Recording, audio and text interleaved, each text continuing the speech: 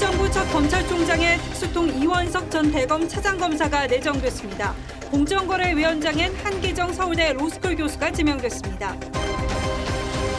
대통령실은 개편을 통해 국정동력 회복에 나섭니다. 대통령실과 각 부처의 정책 조율을 맡을 정책기획수석을 신설하고 홍보수석실도 손보기로 했습니다. 국민의힘 청년 정치인들의 이준석 전 대표의 선당 후사를 요구했지만 이 전 대표는 오늘도 윤 대통령을 공격했습니다. 이른바 이재명 방탄 논란을 불러온 당원 80조를 완전히 삭제해달라는 청원에 민주당원 4만 명이 동의했습니다. 하이트진로 본사에서 사흘째 농성을 이어가고 있는 화물연대 조합원들이 강남 한복판 도로에서 집회를 열었습니다. 폭우로 차량 270여 대가 물에 잠긴 판교 오피스텔 주민들이 물난리가 반복되고 있다며 반발했습니다. 앞서 빗물을 막을 수 있는 차수막 설치를 요청했지만 구청이 반대했다는 주장입니다. 한밤중 3억 원이 든 가방을 도난당한 피해자가 한때 경찰과 연락이 닿지 않았던 것으로 취재됐습니다. 범죄 연루 자금일 가능성도 제기됐습니다. 경기 포천 흑룡사가 사찰 소유 등산로를 폐쇄했습니다. 일대는 피서객들이 버리고 간 쓰레기로 가득했습니다.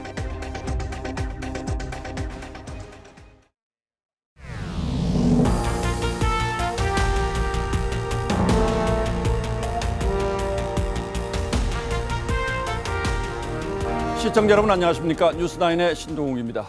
취임 100일을 맞도록 뭔가 어수선한 윤석열 정부가 손볼 곳은 손보고 빈 곳은 채우는 정비 작업에 속도를 내고 있습니다. 어제 100일 기자회견에서 국민이 하자는 대로 국민의 숨소리를 놓치지 않고 받들겠다고 한 그 후속 조치들이 윤곽을 드러내고 있습니다. 이제 평가는 다시 국민의 몫이 될 겁니다. 먼저 그동안 쭉 비워두었던 검찰총장과 공정거래위원장을 지명했습니다.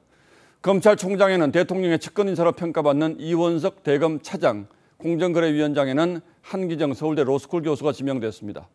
먼저 검찰총장 지명자는 어떤 사람이고 이게 어떤 의미가 있는 인사인지부터 상세히 짚어봐 드리겠습니다. 조성호 기자가 보도합니다. 윤 대통령은 현재 총장 직무대행을 맡고 있는 이원석 차장을 검찰총장으로 지명했습니다. 총장 공석 104일 만입니다. 이원석 후보자는 중앙지검 특수일부장과 대검 기조부장을 지낸 검찰 내 대표적인 특수기획통입니다. 수사기획통으로 균형 잡힌 시각으로 검찰청을 잘 이끌어줄 것으로 판단하고 있습니다. 이 후보자는 평검사 시절부터 윤 대통령과 근무 인연을 쌓아 윤석열 사단 핵심 멤버로 꼽힙니다. 2007년 삼성 비자금 특검과 2017년 국정농단 수사 등을 윤 대통령과 함께했고 박근혜 전 대통령을 직접 수사하기도 했습니다. 한동훈 법무장관과는 사법연수원 동기로 소통이 잘 된다는 평입니다. 어려운 시기에 힘을 합쳐서 다 함께 국민의 기본권 보호라고 하는 책무에 대해서 한 뜻을 가지고 공정거래위원장에 지명된 한기정 후보자는 보험연구원장, 서울대 금융법센터장 등을 역임했습니다. 윤 대통령이 두 요직에 측근과 전문가를 각각 발탁한 셈인데 이번 인사를 통해 지지율 하락 등 약화된 국정운영 동력을 복원하겠다는 의도로 풀이됩니다. TV조선 조성호입니다.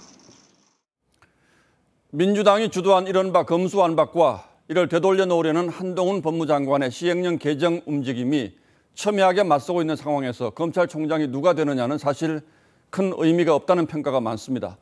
검찰의 존재 자체가 이미 정쟁의 한가운데로 들어와 있기 때문에 검찰총장 운신의 폭이 그리 크지 않다는 뜻일 겁니다. 다만 이제 검찰의 진용이 갖춰진 만큼 전 정권 관련 수사는 속도를 더 낼 것이고 그 과정에서는 검찰의 정치적 중립성 논란은 이 내정자가 헤쳐나가야 할 몫입니다. 그 첫 무대는 인사청문회가 될 겁니다. 야당은 대통령의 뜻에 맞춘 허수아비 총장이라고 포문을 열었습니다. 이어서 주원진 기자가 보도하겠습니다.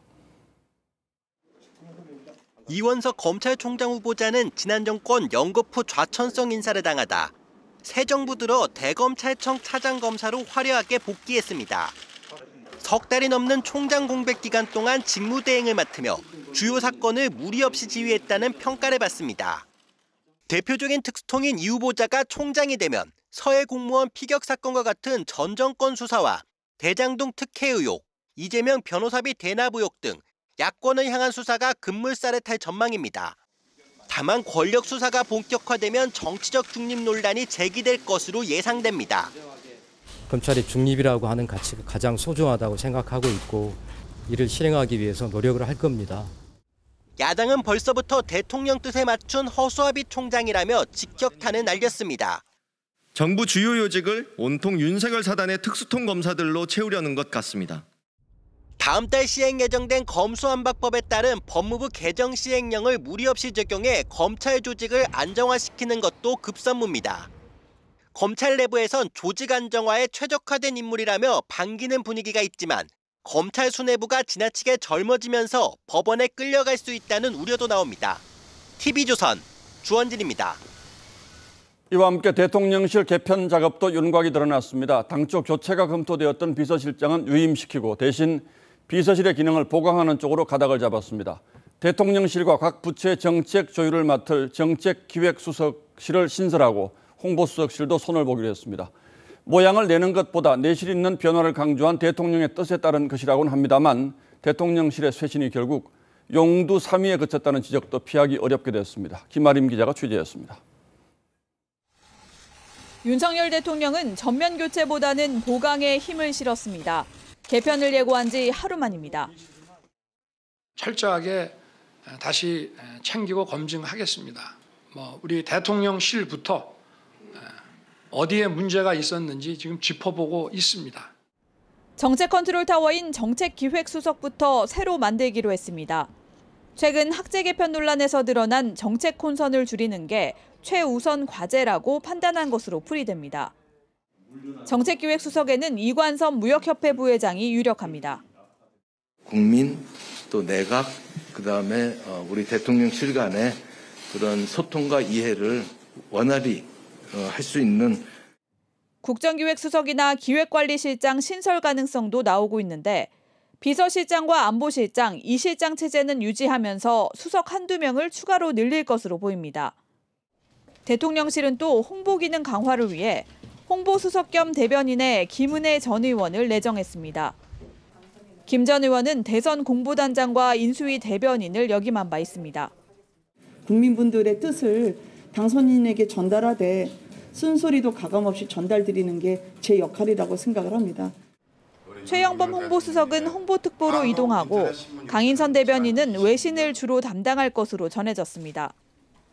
대통령실은 이 같은 내용을 오는 21일 공식 발표할 계획입니다. TV조선 김하림입니다. 예, 그동안 정치권에서는 물론이고 저희도 대통령실의 인적 쇄신이라는 표현을 많이 써왔는데 오늘 나온 윤곽을 보면 쇄신이라기보다는 보완에 가까운 것 같습니다. 이렇게 된 배경은 뭔지, 앞으로 어떻게 하겠다는 건지 대통령실을 취재하는 김정우 기자에게 자세히 좀 물어보겠습니다. 자, 김 기자 어서 오십시오. 요즘 바쁘죠? 일단 그동안 비워두었던 검찰총장과 공정거래위원장 인선이 어렵게 마무리가 됐어요. 예. 대장동 사건이라든지 전 정권 수사가 이제 좀 속도가 붙을까요? 예, 일단 100일 넘게 공석이었던 그 검찰수장 후보자가 확정이 된 만큼 조금 전 보도된 대로 서해 피겨 사건, 강제 북송 사건 같은 수사에 탄력이 붙을 전망이고요. 예. 여기에 또 이재명 의원을 둘러싼 각종 의혹들 수사도 전국에 큰 변수가 될 걸로 보입니다. 또 야권의 검수완박 공세에 대한 검찰 차원의 대응이 어떤 방향으로 갈지도 주목되는 상황입니다. 예, 야당의 반발도 커질 가능성이 있겠군요. 예, 그렇습니다. 자, 대통령실 개편은 사람 바꾸는 문제보다 오히려 정책 조율 기능을 강화한다. 여기에 방점이 있는 것 같기도 해요. 예, 일부 정책 혼선이 국정 수행에 차질을 줄 만큼 영향이 컸기 때문에 예. 내각과 정책을 조율하는 수석 자리를 신설해서 정책 컨트롤 타워 역할을 맡긴다는 겁니다. 그동안 이명박 정부 정책실장 출신이죠. 김대기 비서실장이 사실상 정책 파트까지 주도를 하다 보니까 부처 장악력이 좀 상대적으로 약해졌다. 이런 지적이 있었던 게 사실입니다. 그런데 솔직하게 보면 비서실장이라든지 홍보수석만 꼭 못해서라기보다는 예. 대통령실의 문화가 청와대와는 완전히 달라졌고 또 그동안 정책 혼선이 워낙 컸던 탓도 있는 것 같아요. 예, 그렇습니다. 어쨌든 홍보 라인은 개편이 되는 거죠.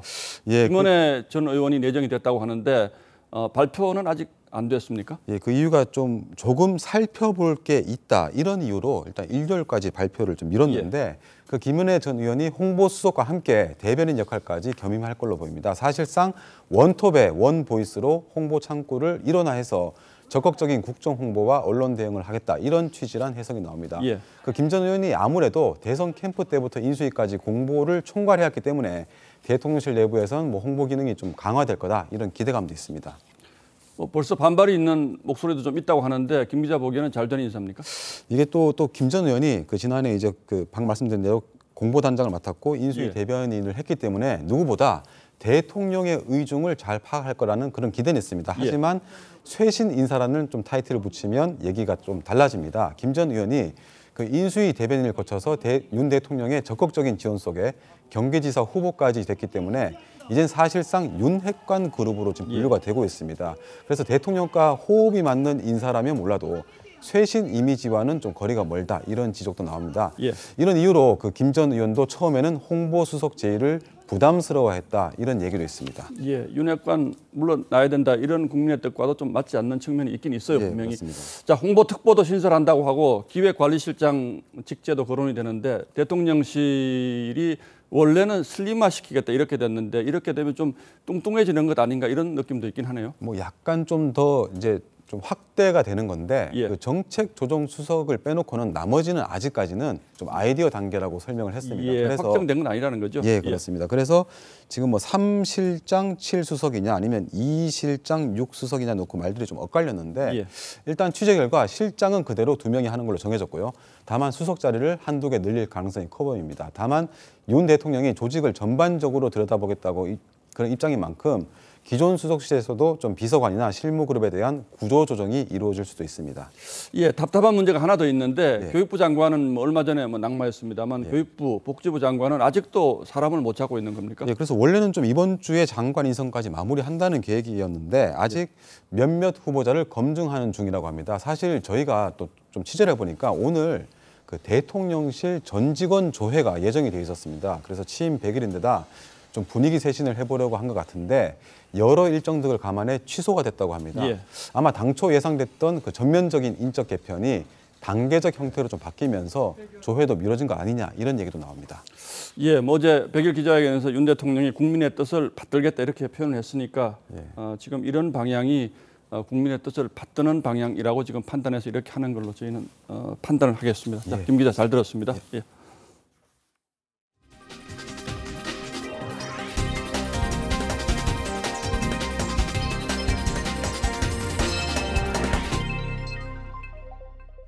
이준석 전 대표 문제로 홍역을 앓고 있는 국민의힘도 비대위 체제로 첫걸음을 뗐습니다. 가장 먼저 국민들께 90도로 허리 굽혀 사죄 인사를 했습니다.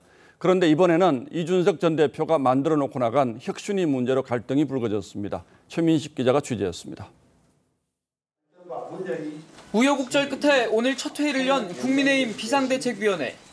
주호영 비대위원장은 비대위원 전원과 함께 90도로 고개를 숙여 당원과 국민에게 사과했습니다. 국민 여러분께 경애. 이준석 전 대표의 연이은 대통령과 당에 대한 공격을 의식한 듯 화합과 단결도 강조했습니다. 당원 여러분께 호소드리겠습니다. 뭉쳐야 합니다.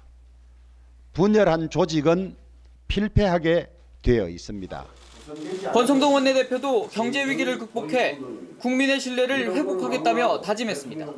민생에서 성과를 낼 때 우리 당은 국민의 지지를 다시 복구할 수 있다고 생각합니다. 하지만 수면 밑에선 이준석 전 대표가 지난 6월 출범시킨 혁신위 존폐를 놓고 설전이 오갔습니다. 안철수 의원은 어제 비대위와 함께 혁신위원회가 병립하는 현실은 이상하고 바람직하지도 않다며 혁신위 해체를 주장했습니다. 이에 대해 혁신위 위원장인 최재형 의원은 혁신위를 흔들지 말라며 맞받아쳤습니다. 주호영 비대위원장은 혁신위에도 역할이 있다며 폐지론에 선을 그었지만 당내 논란은 당분간 계속될 전망입니다. TV조선 최민식입니다. 이준석 전 대표는 윤 대통령을 겨냥한 공격을 멈추지 않고 있습니다. 오늘은 과거 박근혜 전 대통령이 했던 유명한 말 국민도 속고 나도 속았다라는 말을 빌려와 대통령을 직격했습니다. 국민의힘은 무대응이 상책이라는 입장인데 지난 대선 청년본부장을 지낸 장해찬 청년재단 이사장이 이 전 대표에 대한 강도 높은 비판을 쏟아냈습니다. 어떤 내용인지 김태훈 기자가 전하겠습니다. 윤석열 대통령 대선 캠프에서 청년본부장을 지낸 장예찬 청년재단 이사장이 이준석 전 대표의 내로남불을 공개 비판했습니다. 이준석 전 대표는 선당우사라는 숭고한 단어 앞에서 내로남불하지 말기를 바랍니다. 장 이사장은 국민의힘의 이 전 대표를 따르는 청년들만 있는 게 아니라며 묵묵히 자리를 지킨 이름 없이 헌신한 청년들은 윤석열 정부의 성공을 바라고 있다고 했습니다. 특히 여가부 폐지, SNS 한 줄 공약 시리즈 등은 이 전 대표가 아닌 청년당원들의 노력이었다고 강조했습니다. 이달 초 비대위 출범을 주장하며 청년당원 성명서 발표를 주도한 강호승 전 청년보좌역도 대선 때부터 당내 갈등을 야기한 건 이 전 대표였다고 비판했습니다. 당시 후보의 지지율을 떨어뜨리기 시작한 것도 이준석이었고 당의 대표식이나 되는 사람이 이 공은 내 거다 이러는 게 조금. 하지만 이 전 대표는 오늘도 윤 대통령을 향한 독서를 이어갔습니다. 털고 갈 수 있겠지라는 생각하고 있었는데 국민도 속은 것 같고 저도 속은 것 같아요. 이 전 대표가 당의 비상대책위원회 전환을 막아달라며 낸 가처분 신청 결과는 다음 주 초 나올 전망입니다. TV조선 김태훈입니다. 민주당 역시 소란스럽기는 마찬가지입니다. 부정부패로 기소되면 당직을 박탈한다는 당헌 80조 개정이 비대위에서 거부되자 이번에는 친 이재명계 강성 지지층이 반격에 나섰습니다. 당헌 80조를 아예 삭제하라며 집단행동에 나섰고 당헌 개정에 반대하는 의원들에게는 갖가지 무시무시한 표현을 동원한 문자 폭탄까지 보내고 있습니다. 보도에 권은영 기자입니다. 민주당 당원 청원 게시판에 올라온 글입니다. 당헌 80조 완전 삭제를 요청한다는 내용입니다. 당 안팎에서 논란이 커지자 기소 시 직무 정지를 규정한 당헌 개정을 절충안으로 넘긴 비대위 결정에 이재명 의원의 강성 지지자들이 반발하고 나선 겁니다. 하루 만에 4만 명 가까이 동의했습니다. 5만 명이 넘으면 당 지도부가 공식 답변해야 합니다. 당원 게시판은 개정에 반대한 의원들을 역적이라 몰아세우거나 해당 의원들을 공천 탈락시키자는 글이 잇따르고 있습니다. 이 의원 지지자들인 이른바 개딸들은 SNS를 통해 개정에 반대한 의원들의 이름과 사진을 올리거나 이들의 연락처를 공유하며 당원을 무시한다, 친윤 프락치라는 문자 폭탄을 보내고 있습니다. 민주당 지도부는 진화에 나섰지만 과반수 이상의 비대위원들께서 지금 이걸 손을 보면 민주당의 어떤 그 부정부패 척결 의지가 약화된 것으로 아마 국민들이 판단할 거다. 정치 탄압을 판단하는 기구를 윤리심판원에서 당무위로 바꿔 꼼수 개정이라는 비판은 이어지고 있습니다. 이재명 의원이 당대표가 되면 당대표가 의장이 되는 당무위원회에서 자신의 직무를 정지하지 않을 수 있도록 셀프 면제가 가능해진 셈입니다. 당원 당규를 전당대회라든가 공직선거에 임박해서 바꾸냐라는 문제가 있는 거고. 당헌 개정안은 내일 당무위를 거쳐 오는 24일 중앙위원회에서 최종 확정되는 만큼 강성 지지자들의 영향력 행사는 계속될 전망입니다. TV조선 권은영입니다. 국회에서는 김순호 초대 경찰국장의 과거 행적을 두고 여야가 치열한 공방을 벌였습니다. 야당은 김 국장이 과거 노동운동을 하던 동료들을 밀고한 대가로 경찰에 특채됐다는 이른바 밀정 의혹을 제기했고, 국민의힘은 그렇다면 문재인 정부에서 어떻게 경무관까지 승진했겠느냐며 맞불을 놓았습니다. 정민진 기자가 취재했습니다. 국회 행정안전위원회가 시작되자마자 김순호 초대 경찰국장의 이른바 밀정 의혹이 도마에 올랐습니다. 야당 의원들은 김 국장의 경찰 특채 전에 이력을 두고 몰아붙였고 어떤 도움을 주었기 때문에 특채가 되신 겁니까? 사실이 맞지 않다고 말씀드렸습니다. 사실이 맞지 않다. 이런 인식을 갖고 계신 분을 경찰국장에 앉히시고 나니 내무부 치안본부 시절로 회귀하는 거 아니냐라는 말이 등장하는 겁니다. 여당은 김 국장이 문재인 정부의 검증에서 문제가 없다고 결론난 일이라며 의혹을 일축했습니다. 청와대에 인사검증이 있었습니까? 예, 수차례 받았습니다. 인노에 관련된 이야기는 없었습니다. 경찰국 신설을 놓고도 신경전을 이어갔습니다. 법적으로도 절차적으로도 그리고 역사적인 입법 취지와 이런 것들을 봐도 결코 정당성을 확보하지 못한 경찰국 신설은 법적으로 절차적으로 아무런 문제가 없습니다. 경찰국 신설 반대를 위한 전국 서장회의를 주도했다 징계를 받은 유삼영 총경도 증인으로 출석했습니다. 행안부 장관은 우리 경찰하고 상관이 없는 분입니다. 우리 경찰청장이 행안부 장관의 부하가 아닙니다. 법제처가 적법하다고 얘기했는데도 불구하고 현직 총경께서 불법이라고 단정한 데 대해서 답변합니다. 여야는 류 총경의 대기 발령의 적절성을 두고도 설전을 벌였습니다. TV조선 정민진입니다. 하이트진로 본사에서 사흘째 점거 농성을 이어가고 있는 화물연대가 오늘은 서울 강남도로 한복판에서 대규모 집회를 벌였습니다. 경찰은 일부 노조원이 농성을 벌이고 있는 하이트진로 본사 옥상에 공권력을 투입하는 방안을 검토하고 있습니다. 윤서아 기자가 보도합니다. 화물연대 노조원이 서울 강남 하이트진로 본사 앞 도로를 점령했습니다. 하이트 자본 박살내자! 4일 전 민주노총 산하 화물연대 노조원 70여 명이 하이트진로 본사를 점거한 데 이어 인근 도로까지 나와 다른 노조원들과 함께 대규모 집회를 열었습니다. 천여 명이 모인 대규모 집회로 하이트진로 본사 앞 3개 차선의 차량 운행이 통제됐습니다. 가족과 함께 굶어 죽지 않고 살기 위해 투쟁을 하고 있는 하이트진로 노동자들입니다. 경찰은 경력 600여 명을 투입해 상황을 통제했는데 별다른 충돌은 없었습니다. 하지만 주변 도로는 일대 교통 혼잡이 빚어졌습니다. 삼성동에서 코엑스에서 미팅하고 넘어오는데 차가 엄청나게 막히더라고요. 그래서 아무리 기다려도 안 되길래 보니까. 화물연대는 운송료 30% 인상 등을 요구하며 집회를 이어가는 상황. 하지만 회사 측은 이미 집회로 막대한 영업 손실을 봤다며 점거 농성 중인 노조원 40여 명을 경찰에 고소했습니다. 경찰은 노조원 자진 퇴거를 유도하지만 상황에 따라선 건물 옥상 농성 해제 등을 위해 공권력을 투입할 가능성도 검토 중입니다. TV조선 윤서입니다. 기록적 폭우에 차량 270여 대가 물에 잠긴 판교 오피스텔 소식입니다.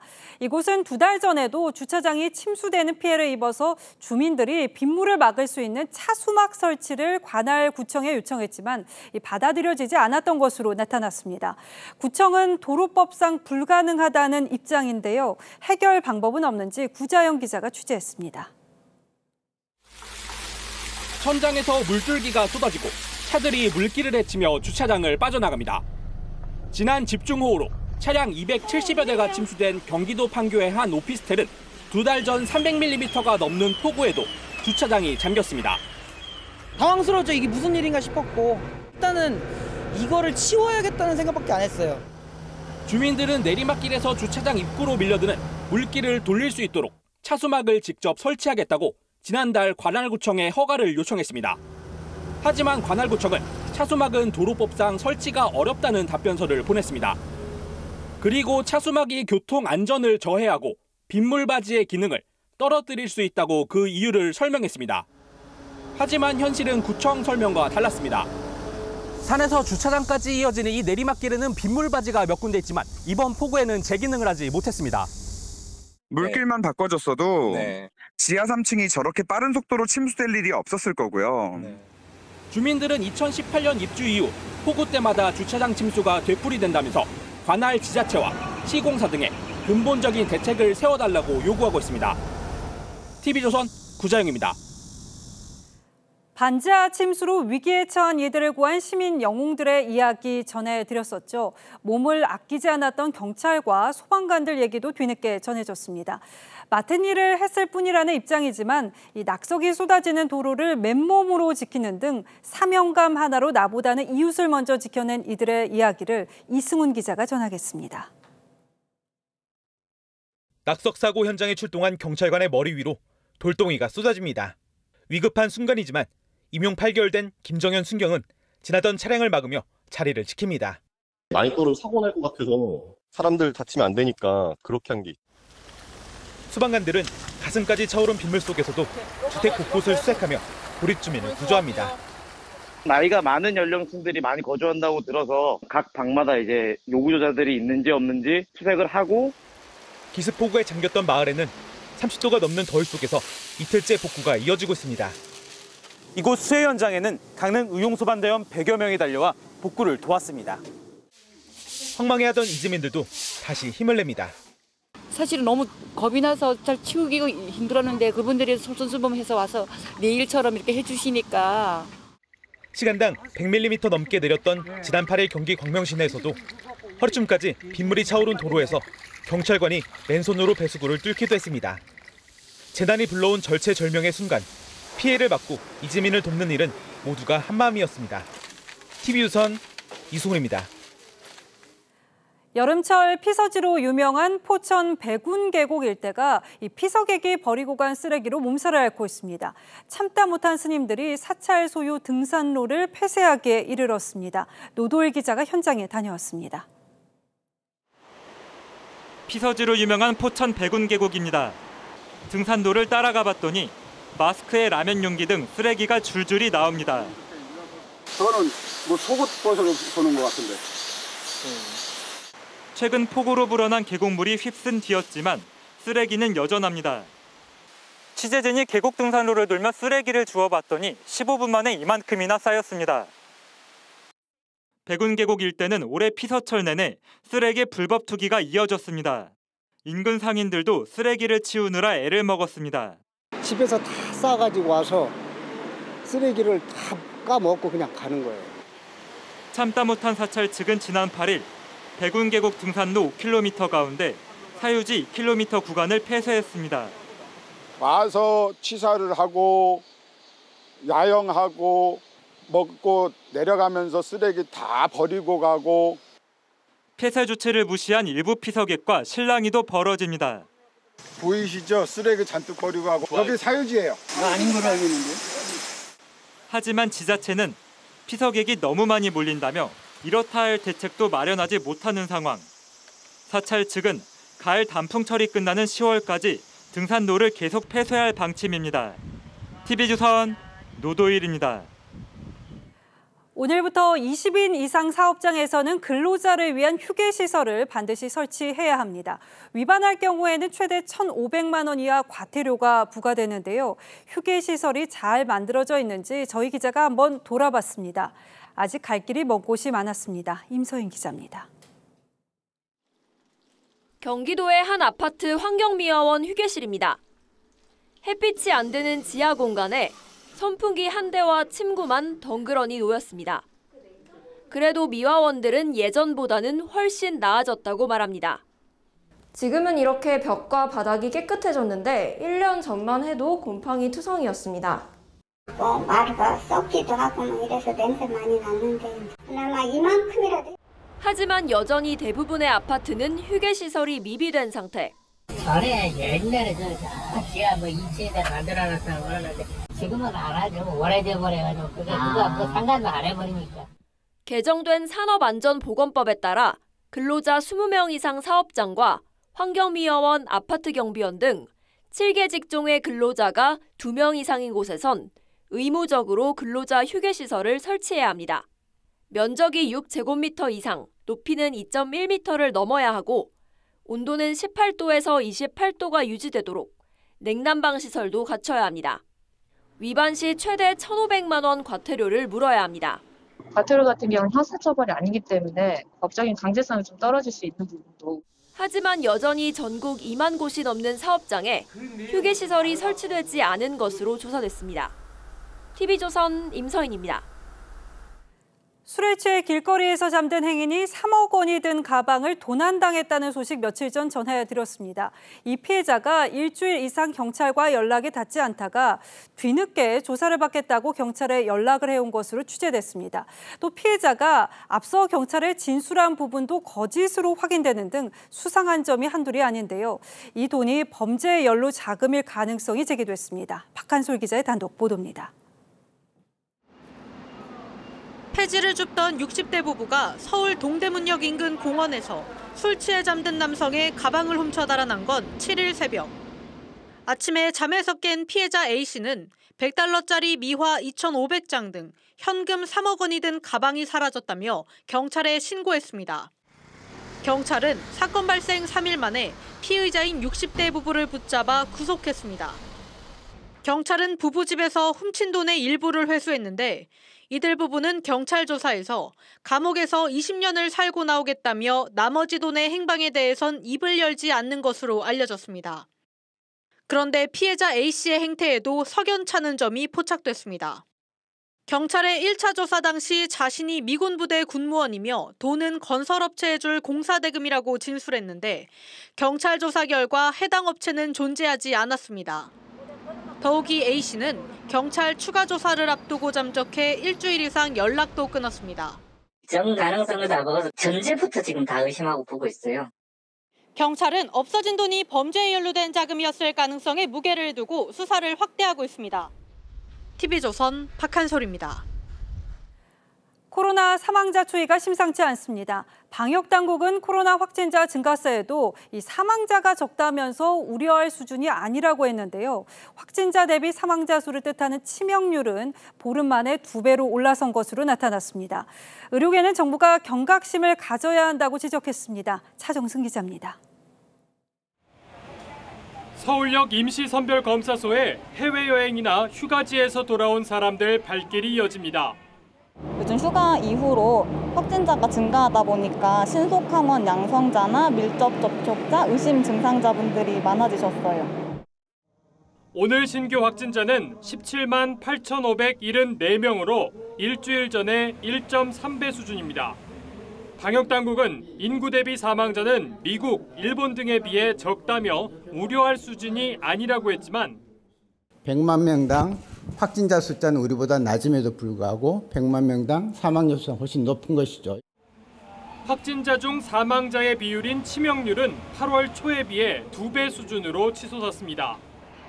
실제 싱가포르나 홍콩은 치명률이 우리보다 낮습니다. 미국이나 영국보다 낮다라고 하는데 아프리카 대부분의 나라는 우리나라보다 치명률이 낮아요. 감염 사실을 모르고 있다가 위중증 상태로 병원을 찾는 사람들이 늘고 있는 것도 위험 요인입니다. 확진자 수 거의 50만 대랑 비슷해요. 지금 우리가 그 예전만큼 못 찾아내고 있다는 얘기거든요. 정부는 위중증 사망자 감소를 위해 백신 접종 기준을 바꿨습니다. 방역당국은 확진이 됐던 사람도 3개월이 지나면 3차 접종을 받도록 권고했습니다. TV조선 차정승입니다. 윤석열 정부의 첫 부동산 대책을 두고 잡음이 끊이지 않고 있습니다. 특히 경기도 일산과 분당 등 일기 신도시 재정비 계획이 2년 뒤로 미뤄져서 논란인데요. 아시다시피 윤 대통령은 후보 시절에 이 일기 신도시 재정비를 임기 내 추진하겠다고 약속했죠. 일각에서는 공약 파기라면서 다음 총선 카드로 활용하는 것 아니냐는 격앙된 반응도 나왔습니다. 정수양 기자가 현장 목소리를 들었습니다. 이 일기 신도시의 종합적인 도시 재정비 문제를 신속하게 제가 선거 때 약속드린 거는 반드시 지킵니다. 올해 말이나 내년부터 이제 마스터 플랜을 통해 가지고 이 시기를 전후로 준공 30년을 앞둔 일기 신도시는 들썩이기 시작했고 지금도 일산거리 곳곳에는 재건축을 추진한다는 플랜카드가 걸려 있습니다. 하지만 이번 부동산 대책에서 관련 계획이 2024년으로 밀리자 주민들은 허탈감을 감추지 못합니다. 대통령님께서 후보 시절에 빠른 재건축을 공약으로 내셨단 말이죠. 말이 4번이나 바뀌고 뭐 이러니까 이 정부가 정말 할 의지가 있는 거냐. 다음 총선 카드로 활용하는 것 아니냐는 비판도 나옵니다. 24년이 총선이고 그 총선을 빌미로 해서 정치적인 이용을 했구나라고 생각할 수밖에 없는 거죠. 다른 일기 신도시 분위기도 마찬가지입니다. 장관도 그때까지 계실지 안 계실지 모르지만 2024년도 와서 또 다른 얘기가 나올 거 아니에요. 일부 주민들은 원희룡 장관과 국토교통부에 문자와 팩스를 보내 항의에 나서는가 하면 정책연구회를 발족해 정부에 정책 제안을 한다는 방침입니다. TV조선 정수양입니다. 예, 다 아시듯 우리나라의 방위산업 경쟁력은 이제 상당한 수준에 올랐습니다. 세계 시장에서 기술력을 인정받아서 수출도 잘하죠. 그런데 이런 일이 있습니다. 대우조선해양이 인도네시아와 잠수함 수출 계약을 맺었는데 3년이 넘도록 계약금도 못 받았다고 합니다. 와중에 주요 부품들은 미리 사들이는 바람에 수백억 원을 그냥 날리게 되었습니다. 물론 기업의 일이긴 합니다만 인도네시아가 그냥 변심을 하는 거라면 정부도 뒷짐지고 있을 일만은 아닌 듯합니다. 박상현 기자가 그 자세한 내용을 취재했습니다. 물 위로 모습을 드러내는 검은 잠수함. 지난 2017년 8월 대우조선해양이 건조해 인도네시아로 수출한 잠수함입니다. 2년 뒤 대우조선은 인도네시아 정부와 1조 3천억 원 규모의 2차 잠수함 건조 계약을 맺었습니다. 하지만 3년이 흐른 지금까지 계약금조차 못 받은 것으로 확인됐습니다. 그런데도 대우조선은 독일 지멘스사와 중요 부품의 구매 계약을 맺고 계약금 78억 원을 지급했습니다. 인도네시아 정부로부터 계약금도 못 받은 상태에서 부품부터 주문한 겁니다. 결국 대우조선은 지난해 말 결산 때 700억 원 가까운 돈을 우발 손실 충당금으로 처리했습니다. 무리한 선 발주로 700억 원을 날릴 위기에 처했다는 지적이 나옵니다. 3년 4개월 동안 지금 입금도 안 된 상태에서 사실상 계약 파기 상태에 온 것입니다. 더 문제는 이제 10월경에 이제 그 전동기가 인수가 되면은 대우조선은 당시 인도네시아 정부의 계약 가능성이 높았고 인도 일정을 맞추기 위해 조기 발주가 불가피했다고 해명했습니다. 대주주인 산업은행은 특별한 입장은 없다며 아직 계약이 진행 중인 상황이라고 밝혔습니다. 당시 잠수함 사업 계약을 승인한 담당자는 지금의 박두선 대우조선 사장으로 박 사장의 책임론까지 나오고 있습니다. TV조선 박상현입니다. 윤석열 대통령은 문재인 정부의 탈원전 정책은 바보 같은 짓이었다고 강하게 비판한 바 있습니다. 그러면서 인재를 키워서 원전 강국, 과학 강국을 만들겠다고 한 바 있습니다. 그런데 아직도 중요한 관련 기관장 자리가 많이 비어 있다고 합니다. 무슨 문제가 있는 건지 따져보겠습니다. 자, 홍리영 기자, 원전 산업을 다시 살리겠다는 대통령의 의지만큼은 분명한 거죠? 그렇습니다. 취임 때부터 줄곧 강조해왔는데요. 대통령의 발언부터 들어보시겠습니다. 예. 일방적이고 이념에 기반한 탈원전 정책을 폐기함으로써 세계 최고 수준인 우리의 원전 산업을 다시 살려냈습니다. 기술 개발 투자를 확대하여 원전 산업을 국가의 핵심 전략 산업으로. 자, 그런데 원전 산업 살리려면 지금 하루가 급하죠. 그런데 원자력 연구원장 자리가 아직도 비어 있다고요? 5달째? 네, 원자력 연구원장의 임기가 지난 3월에 끝났지만 아직 후임이 정해지지 않았습니다. 문재인 정권의 탈원전 기조를 맞춰왔던 전임 원장이 후임이 올 때까지 업무를 대신하고 있습니다. 이런 상황은 원전 쪽뿐만이 아닌데요. 반도체와 인공지능 기술 개발을 하는 전자통신연구원 수장도 5달째 후임 인사가 진행되지 않고 있습니다. 그 밖에 임기가 끝난 다른 기관장들도 마찬가지인 상태입니다. 자, 그러니까 원장이 없는 건 아니고 임기가 끝났는데 그냥 후임 인사가 되지 않아서 그냥 자리만 지키고 있다, 이런 뜻이군요. 그렇습니다. 한마디로 과학기술계 인사가 올스톱된 상태다, 이제 이런 평가도 있는데 사람이 그렇게 없습니까? 정부 출연 연구기관 25곳의 인사는 국가과학기술연구회 이사회라는 곳에서 하고 있는데요. 예. 현 이사장은 지난 정권에서 임명돼서 임기가 2년 정도 남았습니다. 대통령실과 소통이 잘 안 되다 보니까 인사에 소극적이라는 평가가 많습니다. 또 대통령실과 관련 부처도 손을 놓고 있는데요. 정부 전반에 걸쳐서 인사가 미뤄지고 있는 탓에 과학기술계까지 영향을 받고 있는 겁니다. 예, 말도 안 되는 일이 벌어지고 있군요. 그렇다면 연구라고 제대로 되겠습니까? 네, 임기가 끝난 기관장이 후임이 올 때까지 업무를 대신하고는 있지만 뭔가를 새로 추진하거나 진행하기는 어렵습니다. 또 후임 인사가 적어도 3달 정도는 걸린다는 걸 감안하면 지금의 이 빈자리들도 빨라야 연말쯤에나 채워질 걸로 보입니다. 예. 이런 문제들 때문에 과학기술계 기관장의 임기를 지금 3년에서 확 늘려야 한다는 지적이 나옵니다. 저희가 연구를 할 때 5년 뒤나 10년 뒤를 보고 하는 연구도 있고 길게 보는 연구가 있는데 3년마다 바뀌고 그리고 정권에 따라서 요구되는 방향성도 바뀌게 된다면은 저희가 연구의 일관성을 유지를 할 수가 없어요. 그러니까 임기를 늘리자는 얘기는 정치 상황에 구애받지 말고 연구의 지속성을 보장해 주자, 이런 뜻이군요. 맞습니다. 미국 과학재단 같은 경우는 총재 임기가 6년으로 대통령의 임기보다 깁니다. 독일의 대표적인 연구소인 프라운호퍼는 특별한 사유가 없는 한 임기가 정년까지 보장됩니다. 이 정권이 바뀌더라도 연구기관의 수장들은 변하지 않는 겁니다. 예, 지금 뭐 과학기술계뿐만 아니라 기관장 후임 인선이 안 되는 곳이 한두 군데가 아니라고 하는데 이분들 월급 주려고 세금 꼬박꼬박 바치는 국민들이 안쓰럽군요. 예, 홍혜영 기자 잘 들었습니다.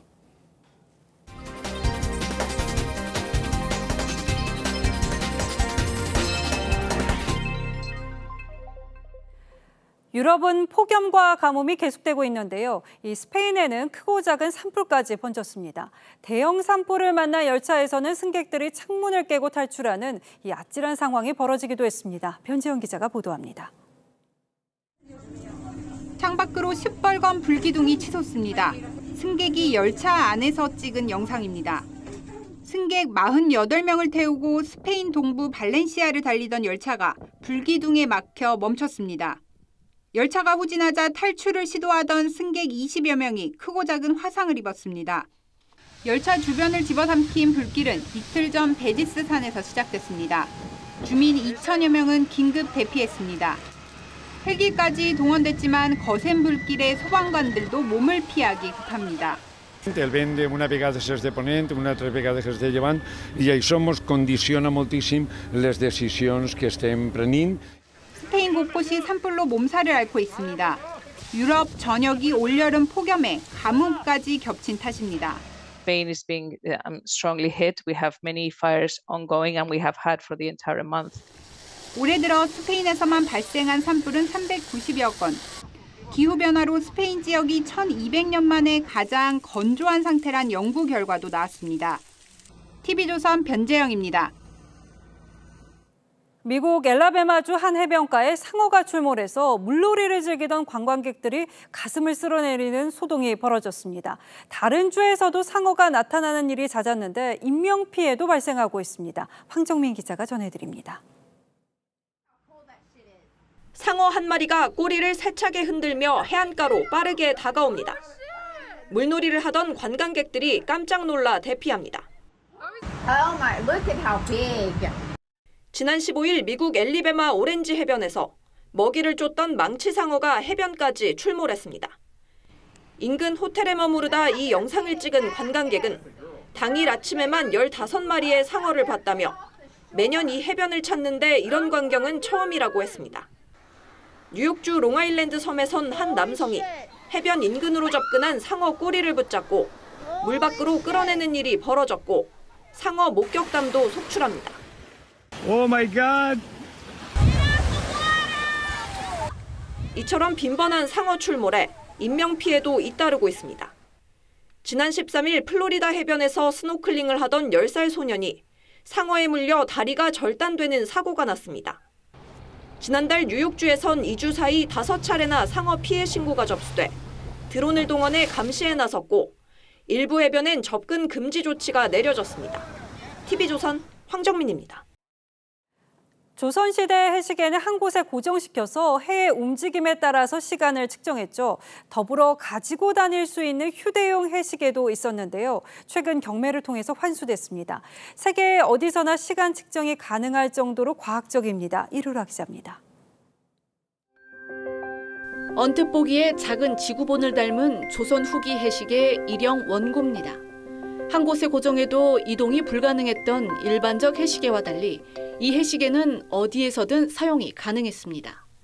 올 초 미국에서 경매를 통해 국내로 들여왔습니다.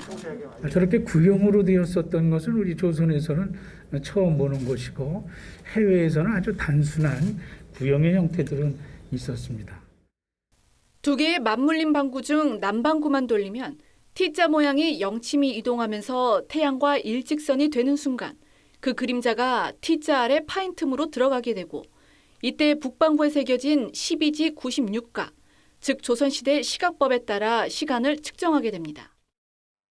고종때인 1890년 상직현이라는 무관에 의해 만들어졌는데 상직현은 일본 통신사를 지낸 기술자이기도 했습니다. 유물 받침대에 새겨진 선박 문양이 용도를 추정케 합니다. 우리가 많이 개항을 하고 있는 그런 시대에 언제나 사용할 수 있는 해시계를 위도와 위치에 상관없이 제작을 했으리라. 서양 문물에 가려졌던 전통과학의 독창성이 새롭게 드러났습니다. TV조선 이루라입니다. 드라마 오징어 게임, 빠칭코, 이상한 변호사 우영우 모두 OTT 플랫폼을 통해 방영되는 웹 기반 시리즈물이라는 공통점이 있죠. 전 세계 웹 콘텐츠의 축제가 서울에서 막이 올랐습니다. 이정민 기자입니다. 한적한 시골의 여름 캠프장. 평범해 보이지만 사실은 각종 초능력을 지닌 청년들의 합숙 훈련소이고 파칭코로 세계적인 주목을 받은 배우 김민하는 바쁜 도심 속 현대인의 외로움을 연기합니다. 오늘 개막한 웹 콘텐츠 영화제 제8회 서울 웹페스트의 출품작들입니다. 작품들을 상영도 하고 또 글로벌 교류도 하고 한국과 외국 크리에이터들이 서로 네트워크를 하고 그렇게 하는 일종의 거대한 축제. 인터넷과 영화가 결합된 전 세계 디지털 콘텐츠 중 국내작 40편을 포함해 미국, 싱가포르, 일본, 브라질 등 28개국 작품 191편이 수상 후보에 올랐습니다. 시공간 제약 없이 모바일로 시청이 가능한 짧은 길이의 웹시리즈는 콘텐츠 시장의 미래로 꼽힙니다. 보고 싶은 부분만 찾아볼 수 있는 그 장점 때문에 웹시리즈 시장이 앞으로도 전 세계적으로 각광을 받게 되는 그런 시대가. 한류 열풍으로 올해는 K-팝 스타 출연작들이 늘었고 미술품을 감상하는 아트 마켓도 처음 열립니다. 올해 8회째를 맞는 서울 웹페스트는 오는 20일 시상식과 레드카펫, K-팝 콘서트를 끝으로 막을 내립니다. TV조선 이정민입니다.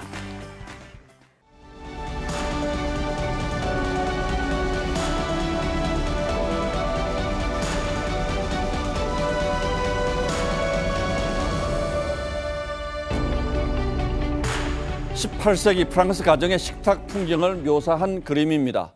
편식하는 아이가 먹기 싫은 음식을 엄마 몰래 강아지에게 먹입니다. 횡재한 강아지는 숟가락을 핥으며 꼬리를 흔들어댑니다. 그런데 엄마는 아이의 잔꾀를 환히 보고 있습니다. 그러나 꾸짖기보다는 애를 어떻게 타이르고 가르칠지 궁리하는 듯합니다. 영화 미술관 옆 동물원에서 이성재가 시모나의 시나리오를 쳐주는 장면입니다. 컴퓨터의 문외한이었던 이성재는 대충 자판 두드리는 흉내를 냈다가 시사회에서 들통이 났습니다. 단체로 온 PC통신 동호회원들이 일제히 웃음을 터뜨린 겁니다. 이성재는 뭘 하든 진짜로 해야겠다고 뼈저리게 반성했다고 합니다. 얼굴 하나야 손바닥 둘로 폭 가리지만 보고 싶은 마음 호수만 하니 눈 감을 밖에. 시인은 하도 그리워서 차라리 눈을 감습니다. 하지만 세상에는 제 눈을 가리고 안 보이는 척하는 사람들이 있습니다. 그걸 눈 가리고 아웅이라고 하죠. 민주당이 이재명 방탄 논란을 불러일으켰던 당헌 80조 개정을 포기했습니다. 당직자 직무정지 시점을 기소 즉시해서 금고 이상의 형을 받을 대로 고치기로 했다가 하루 만에 물러섰습니다. 길게는 몇 년씩 걸리는 하급심 판결까지 당직을 유지하게 하려는 잔꾀가 너무 뻔히 보였던 걸까요? 무엇보다 당 안팎의 반발과 논란이 워낙 컸던 탓이겠죠. 그런데 뒤늦게나마 잘했다고 할 수는 없게 생겼습니다.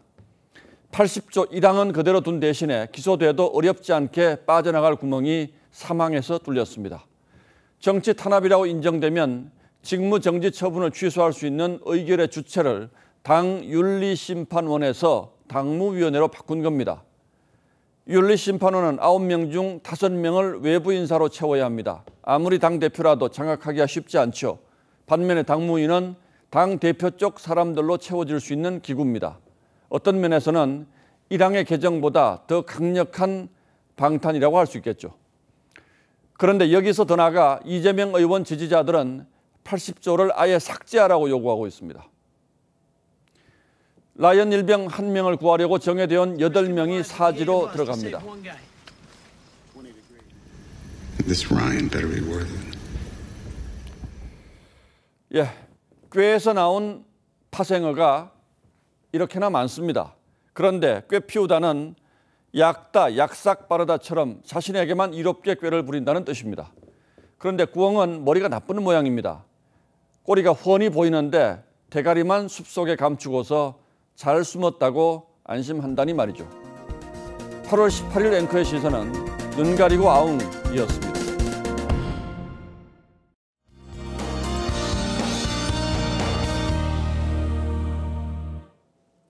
내일 오후부터 모레까지 비 소식이 있습니다. 내일은 주로 중부 지역에 내리겠고 토요일에는 주로 남부 지역에서 비가 오겠는데요. 중부와 전북 지역은 최고 70mm, 그 밖의 지역은 최고 50mm 정도가 되겠습니다.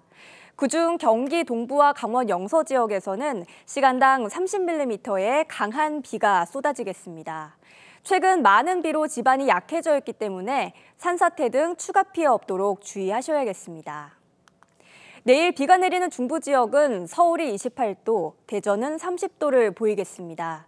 다만 남부 지역은 좀 더 덥겠는데요. 대구가 33도, 전주와 광주는 32도까지 오르겠습니다. 이번에 비가 내린 뒤에도 다음 주 초에 또 한 차례 비 소식이 있습니다. 이후에는 대체로 맑은 날씨를 보이겠습니다. 날씨였습니다. 8월 18일 목요일 뉴스9는 여기서 모두 마치겠습니다. 시청해주신 여러분 고맙습니다.